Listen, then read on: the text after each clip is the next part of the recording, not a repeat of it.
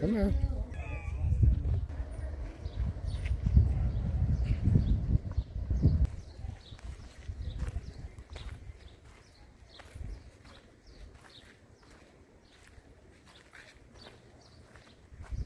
Pueblo. Hello. My name is Shanoa, and I'll be your tour guide today. So a few tips about our home here. We are a living community, so while on the tour there might be cars that drive by us. There are roadways all over the place. If you see residents today and you wish to take their photos, please ask them permission first. We do allow photos everywhere except inside of our church here, and all the tour guides here are volunteers, so any gratuity at the end of the tour is greatly appreciated. So Taos Pueblo is a World UNESCO Heritage Site and U.S. National Landmark. We gained these titles because of the unique way of living that still exists here in our homelands. We are a tribal nation of about 2,500 tribal members. We claim lineage or heritage to this place. We have unique specific tribal enrollment requirements. So for each tribal member to claim lineage, they do have to meet those requirements. Now we are a tribal sovereign nation, which means we're given the right to govern ourselves and our lands as we see fit. Now what you're seeing around you here today is going to be our traditional village. This is the more traditional part of our homelands. So our lands do extend well beyond the village area here for thousands of acres. And so this area here is going to be the gathering place for all of our ceremonies and cultural activities and celebrations that take place all throughout the year. Now we do believe in a native religion here that's nature-based as well as based on the seasonal calendar. All throughout the year, 24/7, we have ongoing ceremonies taking place. And so this is the place that we gather for those.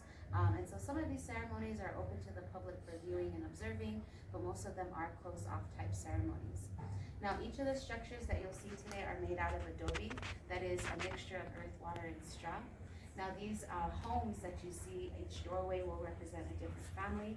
These homes are passed down from generation to generation, and they do stay within those families.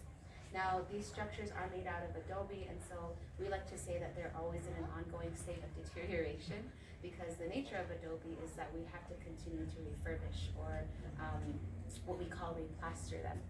Now, all of these homes do not have any electricity or plumbing. That is the way that our community keeps it. That is a community decision to keep it that way. And so we do have a tribal government structure that keeps all of our lands and all of our people governed and maintained. Now, what you see around you here today also is going to be homes, like I said, that are actually privately owned. And so a lot of this space is communal space.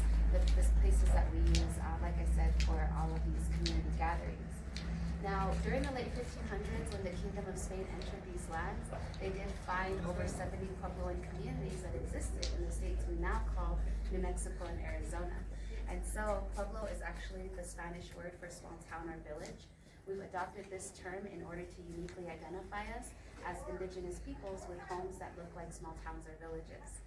And so in the late 1500s, we also had an estimated population of Puebloan people of about 80,000 in the states we now call New Mexico and Arizona. And so we do have 19 Puebloan communities that still exist in the state of New Mexico today. Now we each function with our own languages, tribal laws, as we are all our own sovereign nations apart from one another. We also have our own ceremonies and traditional beliefs, so we're all very different from one another, but the staple or the connection is going to be our style of homes here. Now, during the late 1500s as well, the Kingdom of Spain did bring Catholicism to our lands. It was first an imposed religion upon our people, and so today we do have quite a few tribal members who are still practicing Catholics. Now, I will explain that in a different part of the tour, but in a way, as a tribal community, we do not restrict our tribal members in terms of how they choose to worship or what type of faith they bring into their homes. We do make it a community priority, though, that our native religion will always take precedence and come first. And so, like I said, we do have quite a few people that in our community that practice Catholicism. I would say about 50% of our tribal members do. Now, to pay homage to this duality of our belief systems, we have the Virgin Mary who sits inside at the center of the altar. Now, she sits inside of our church at the center to represent Mother Earth to us, as Mother Earth is central in our native religion. Now, we do have quite a few Sundays where we do allow the public to join us, as this church is a very active church used all throughout the year. And so on Sundays, we do have a Sunday Mass. So today we had a mass at 7 a.m. Every morning at 7 on Sundays, we do have that mass that takes place. A priest makes their way out here from the town of Taos to conduct that mass in English for our community. Now, this church is made out of Adobe. It is the youngest building that you will see today, built in 1850. On the inside, we do have propane heating and lighting, again, as it is used all throughout the year, not only for Sunday service, but for weddings, baptisms, and funerals that take place for our community. Now, this is the only building that we allow that type of modern accommodation and amenity, as the rest of the buildings, again, don't have plumbing or electricity. Today, we have about 15 families that still maintain a permanent living here inside the traditional village area. And so even though all of our tribal members do maintain a more permanent living outside of the village area in the more modern homes, we use these homes all throughout the year, again, for our way of life. And so the majority of our people do reside outside of the traditional village, but again, we use them, which is why we have to maintain them throughout the year too. So if you have any questions throughout any part of the tour, please feel free to ask me. Does anyone have questions before we move on? So your heritage actually extends, I think I heard like 900 AD, a couple thousand years back. Yeah. And so people are from back then that live here right now today? Yeah, and so that's basically what we've been taught as tribal members our whole life, is that, you know, our ancestors have always been here. And that's the difference between Puebloan communities and other native communities across the country, is that our Puebloan communities were never removed from our homelands. And so that is why we are a UNESCO World Heritage Site, because we've been continuously inhabited for over 1,000 years. And you, some of these other buildings, you said they predate 1850? They do, yeah. And so our oldest structures that you'll see today are going to be our multi-storied structures. Those are the ones that come up when you Google Taos Pueblo, the 2, 3, even 4-story high structures. So we have 2 of those. That's going to be our north side structure back there, and then our south side structure is across the creek. Those ones date back to 1100 AD.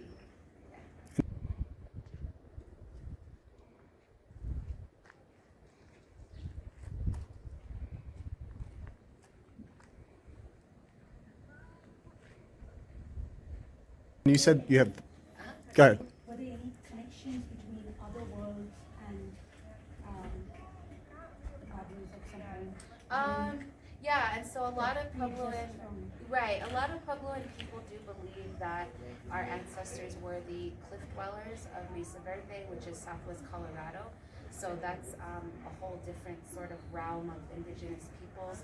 But a lot of Puebloan people today believe that they were our ancestors. And you said you had thousands of acres. Are there other activities that we could participate in at different times that go on? Yeah, so all throughout the year we do have various feast day celebrations that take place here, right here in the village. It's all here. Yeah, we have 2 feast days coming up this week. So if anyone's in town this week, the 25th and 26th, we have ceremonial corn dancing taking place. And then our biggest feast day is on September 30th. That's a day to come back if you ever revisit us. But we do have the Taos Pueblo powwow that actually took place yesterday. That is on tribal lands. It's near our buffalo pasture. So that's going to be outside of the village area. That's the only other time of year that we allow visitors onto tribal lands. And unfortunately, it was only one day yesterday. So, yeah. I did not. I grew up knowing my traditional family home inside the village.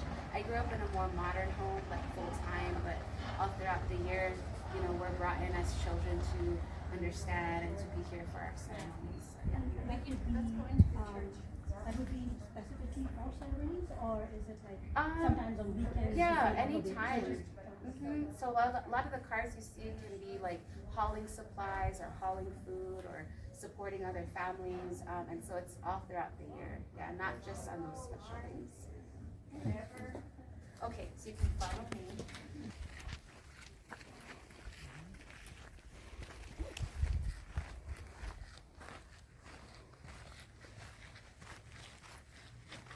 Right here will give you a good idea of the state of our homes today. As I mentioned before, they're made out of adobe, which is a mixture of earth, water, and straw. The dirt we use is collected from the mountainside. So what we do is we haul all that dirt down here. We have to sift it to get the rocks and weeds out. Then we have that finer dirt, which we then mix with water and straw to create that thick mud consistency.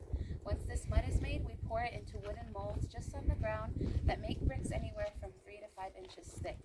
Once those bricks are made, they have to sunbake for a good week or two, and once they're ready for use, we simply start by building from the ground up. In between each of these bricks is that same mud mixture that acts as a mortar or as a glue to the bricks around it. Now, our rooftops are made from trees that are taken down from the mountain. They're skinned as logs and they're placed across one direction of the home. Going the opposite way are smaller trees or plyboard, and then on top of all of that are more Adobe bricks and dirt, which is why you see vegetation on some of our rooftops. This is for insulation purposes. Adobe is a great insulator in our climate here, as when it is hot, the Adobe and the thickness of those bricks, they keep the heat out very well. Now during the cold days, all of these homes are warmed by fireplaces, and so in turn, the Adobe keeps the heat in very well.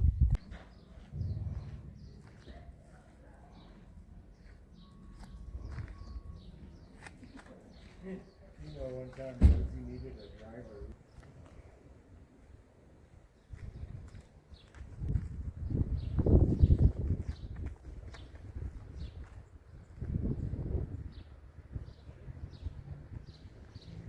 Is actually the site of the original St. Jerome Church. It was first built in 1619 with the arrival of the Spanish, and it was built with forced native labor.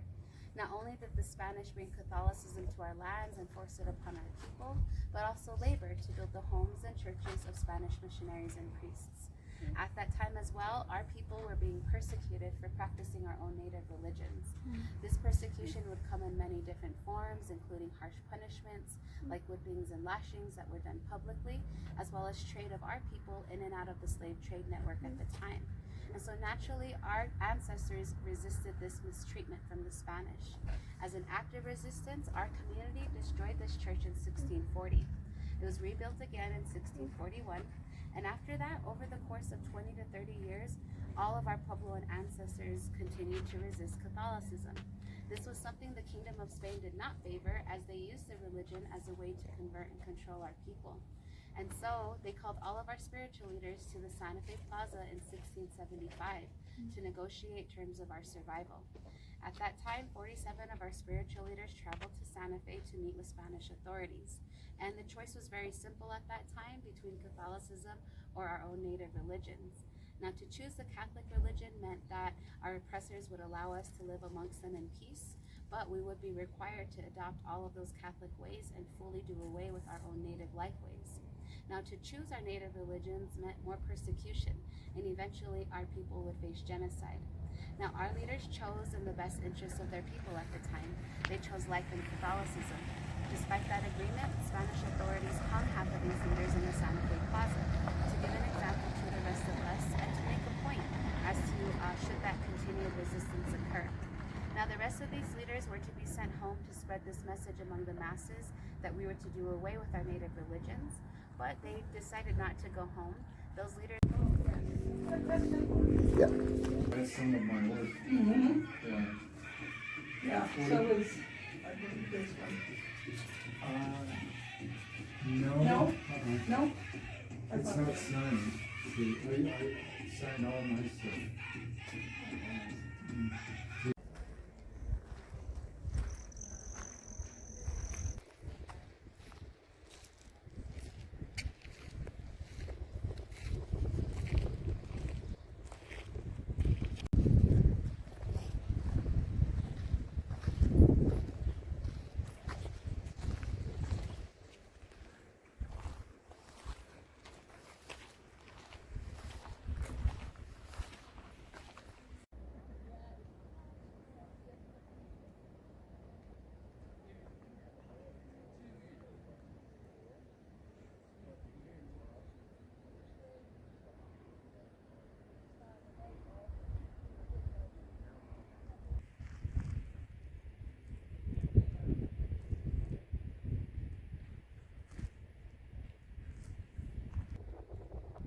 Hello everyone, I am in Taos Pueblo in New Mexico at this beautiful place here.